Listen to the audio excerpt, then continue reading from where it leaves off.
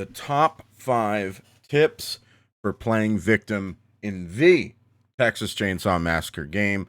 Let's get right into it. Tip number 1 is play your role. You'll see that I'm playing as Connie here. There's 4 victim characters in the tech test. There will be more at launch, so I'm letting you know right now. This is tech test footage, so if you're watching this months from now and the full game has been released and I'm not mentioning the other characters, that's why. Right now, there's 4 victims in the game. There's Leland, there's Sunny, there's Connie, and there's Anna. You'll see I'm playing as Connie here. She specializes in lockpicking and just generally doing things faster. Like she can search for a lockpick much quicker than the other characters. And she has a special ability that will allow her to lockpick pretty much anything instantly, almost. So she is your lockpicking character. She's very good at that. Leland is more of a bodyguard type of character. He has an ability that allows him to just shoulder check a member of the family and knock them down. So I would say that for Connie, you want to make sure that you have lockpicks. I would say if you're playing Connie, you pretty much always want to have 2 lockpicks on you, depending on what objective you're going for. I would say, if you're going for the fuse box, obviously you have to carry a fuse. You need the fuse to even complete the fuse box. And then depending on, like if you're going for the main exit escape, carry a bone knife, a bone shiv with you because you might need it in order to disable a trap. Because right now, one of the common strategies among hitchhiker players is to just trap objectives and put the trap right on top of it so that a bone shiv is required to even get past it. For Leland, like I said, he's more of a bodyguard type because of his shoulder check ability. He's somebody who I would recommend sticking near one of the characters that isn't as good at protecting themselves. Connie would be your number 1 priority. So I would say, like, if you were in, even if you're not in an organized group, don't even worry about organized groups. So if you're playing solo queue, I'd say for Leland, your priority would be to protect Connie and just generally sort of run as a distraction. Another thing you can do is go pick up bone shivs and go stab Grandpa. That's another little tiny tip, is that if you stab Grandpa, it will temporarily disable him and it will take away levels, which is something that not a lot of people know. So if you get to the point where it's kind of later in the match and you are worried that Grandpa's leveled up quite a bit, go ahead and stab him. That sounds ridiculous. What I'm saying sounds absurd. Go stab Grandpa. But yes, go stab him, and that will stop him from leveling up too much. And then there's also Sunny. Sunny is easily the worst of the 4. His ability is borderline useless. So for Sunny, I would say in general, you're just kind of work like Connie. You're just going to be a much less efficient version of Connie and just run around, use his ability to kind of stay hidden, and then go and pick locks, things like that. You probably generally want to go after some of the objectives that don't require lock picking, like getting out through the water valve exit. That's a really good thing for you to do because it requires you to go back down to the basement. And then finally you have Anna, and Anna has a stamina ability, which, by the way, Sunny, his ability is that he can listen, kind of like the cook, but he can't pinpoint in on anything.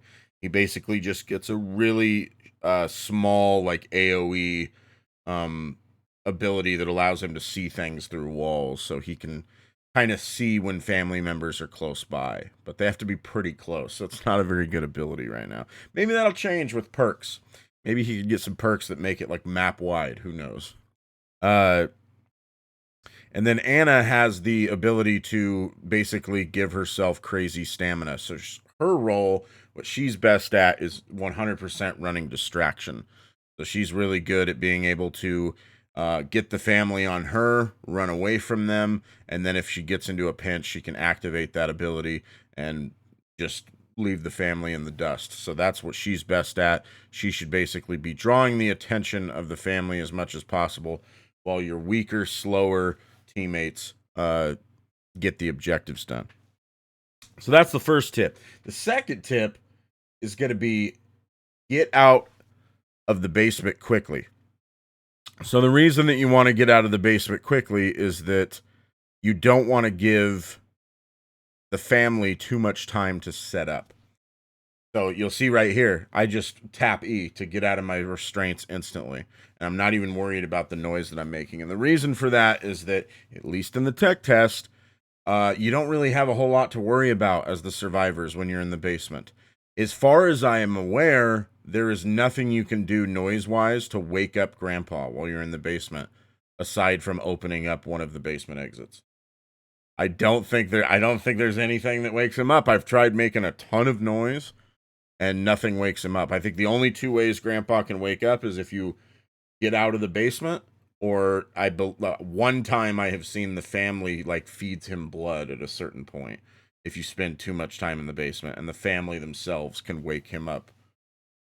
So there's no real reason to stay quiet while you're down there. You could just go ahead and make as much noise as possible, because your goal is to get out as fast as you can, because you don't want to give the family time to set up.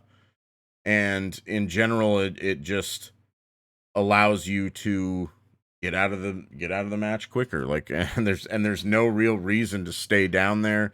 There's nothing down there for you. Like, just get out as fast as you can and don't worry too much about making. And I do want to, I'm glad I did that in this video. There are some exceptions if you try to lockpick, because I wanted to test that just to make sure I figured that it was the case, but you cannot just tap E when you're lockpicking. It'll break the lockpick.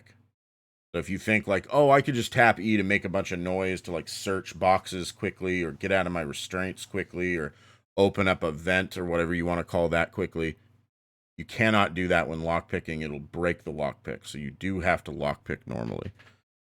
So then the third thing is to utilize areas they can't get through. Don't stay in one spot. You saw me do that in this clip a little bit. So those little like crevices, or whatever you want to call them, for lack of a better term, that you can slip through, those little vents that he opened up that you can slip through, utilize those areas. They can't get through it. The only person who could get through it is the hitchhiker so far. Maybe one of the other characters can when the full game releases. But like climbing over that stuff, Leatherface can destroy those things. He can destroy little vents. He can't do anything about the little crawl spaces you can slip through, though.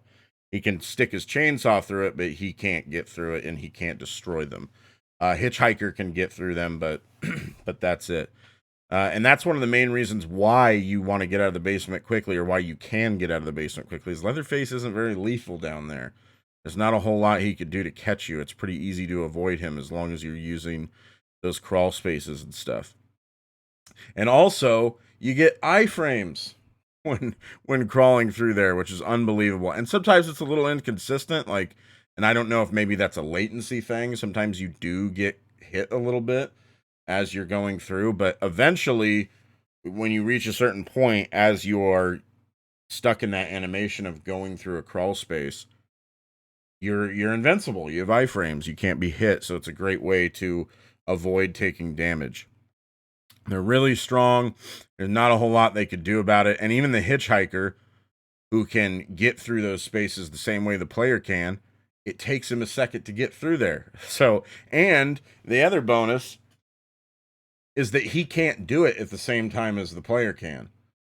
So, like, if you're going through a fairly lengthy crawl space, like there is at the top floor of the house, he can't go through there until you've gotten most of the way through that crawl space, because he has to wait for that like animation to finish, or for there to be enough space for him to start getting through there. So definitely utilize those areas. However, don't stay in one spot for too long, because a good team will communicate and be like, hey, this person's just camping on this one crawl space. Like, if I just stood here in that crawl space, and I just stood there and slipped through and just sat there on the other side and tried to use it like a god window or something in Dead by Daylight, won't work against better teams, because they're going to communicate to each other and be like, hey man, this guy's just sitting here, could you come down here and help me? And they're going to get on either side, which is nice. That's one of the nice things about having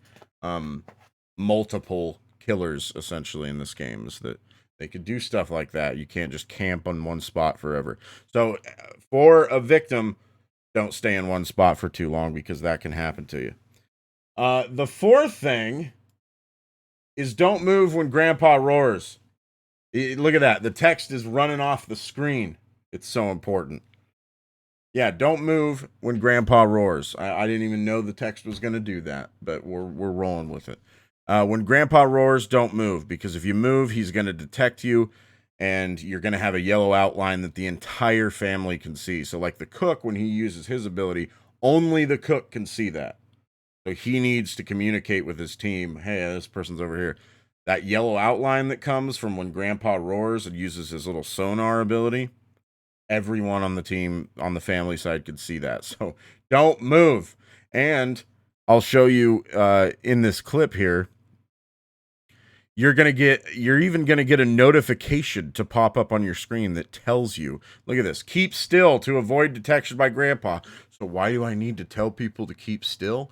Why, when I'm playing family, do I still see people moving? I don't know, but don't freaking move. The only time you should ever be moving when Grandpa starts roaring is if you are actively being chased.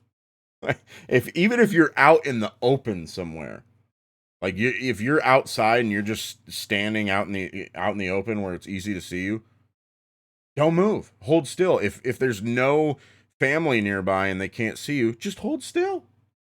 Just stay there. Also, don't make fun of how I'm botching this, because this is the first time I ever did this puzzle, so I wasn't even sure what I was supposed to do. I didn't realize you had to, like, math. I'm not an idiot with basic addition, okay? I didn't know that you had to math like that. So yeah, don't move when Grandpa roars. You're going to hear him roar. That notification's going to pop up on screen. Don't move. And then the fifth and final thing, and possibly the most important, communicate, people. Now, I understand better than most that maybe you don't want to get on voice chat. That's fine. But they do have a text box. And I really hope that, if nothing else, if you don't want to talk throughout the match, okay. But number one, it would really help. It would really help if you did. But if you don't, use that text box. And if nothing else, when you escape, tell people what exit you got out of, please. I can't tell you how many times I have been playing victim and I see, oh, this person on my team escaped. They're not talking. They don't type. And I go, what exit did they get out of? Like, I'm outside. I could just start running towards that exit and I'd probably escape, but they don't say where. They don't say which exit it is. So then I'm just standing there. I don't know where to go. And by the time I get there, it's too late. The family's already shut that exit. So please, if nothing else, it should be just standard etiquette, even if you don't want to talk in voice. And even if you don't want to have to type everything you're doing throughout the match, which I would say you should still do that. Like, you could take a half second to be like, hey, I have a fuse. Hey, this exit's open. Hey, the fuse box is done. Hey, water valve is done. Whatever it is, you can take a half second to type that. But even if you don't do that, once you're out of the match, once you've escaped the match, you don't have any reason not to type, hey, back gate exit's open. Hey, water valve exit's open. Basement exit is open. Just say whatever it is. Some of the things will, like, I don't want to say that because I don't know for sure, but just communicate that. Just say, like, hey, this thing is open. And also, I think there's some stuff that comes out that's like, it'll give you a notification that a thing is open. Even still, someone could miss that. It could be in the middle of the chase and not notice it. Just type and say, this exit is open. Please, communication is key. And communication is also really important throughout the match, just to let each other know, like, hey, here's what I'm doing, here's what I'm working on. When I'm playing, like, I had that match footage I was showing earlier where I was playing Connie. Whole match, I'm communicating to them where I'm going, what I'm doing. First thing I tell them is, hey, this door in the basement is open. So now you know which way to go up. So you don't have to waste time trying to pick locks on some other door if you don't want to. Hey, this thing is open. I'm going upstairs. I'm going to look for the fuse, working on the fuse box. Fuse box exit is open. Go down to the basement, whatever. I try to communicate as much as possible. So communicate as much as possible. It'll really help your team, I promise. I hope these top 5 beginner tips have helped you. And when this game fully releases, there's still actually a full day left in the tech test by the time this video comes out because they extended it. But hopefully this will give you a head start even when the full game comes out, because these are 5 top beginner tips for playing the victim in the Texas Chainsaw Massacre, the game. Hope this helps you. If it did, like, subscribe, comment, all that good stuff, and I will see you in the next video.